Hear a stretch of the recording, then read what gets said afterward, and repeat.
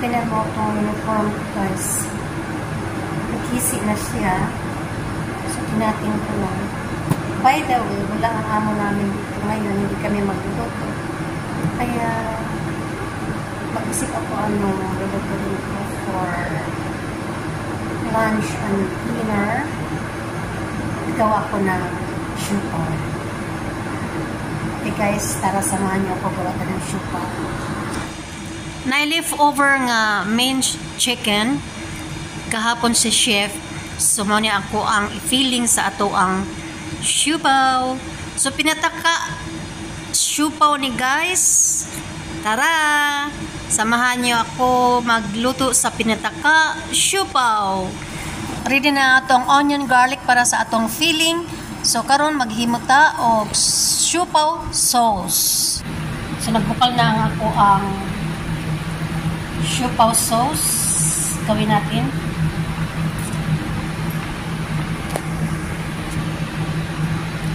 So ang ako ang gislunod ani guys, kuan lang. Laurel, onion, garlic, whole pepper, bay leaves, og cilantro.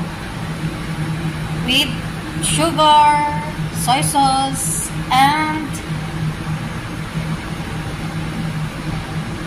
oyster sauce. Ipakuluan lang nako na siya 8 minutes. Tapos ato na siyang i-drain sa fine nga strainer. So, let's go! Ay, init.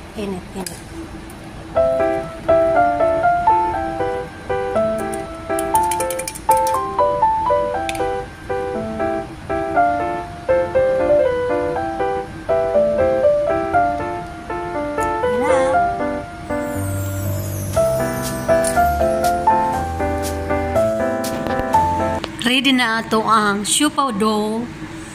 So, nanid na nako siya o ato na siyang i-rest para mutubo hangtod madouble the size na siya guys.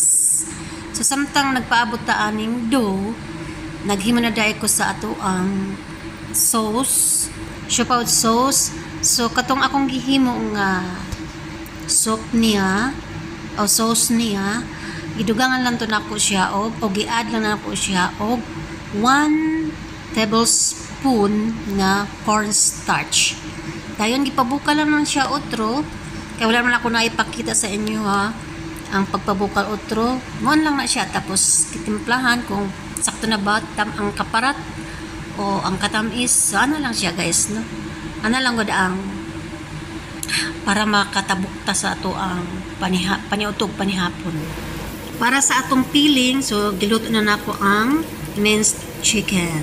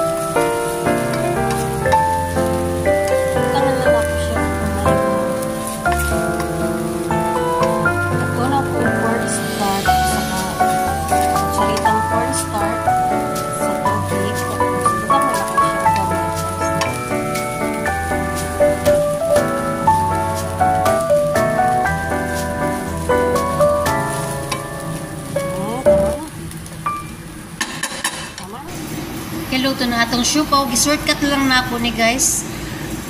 Manasat ko luto ang ato ang siupaw sauce. So, mga onata. Salamat! Bye!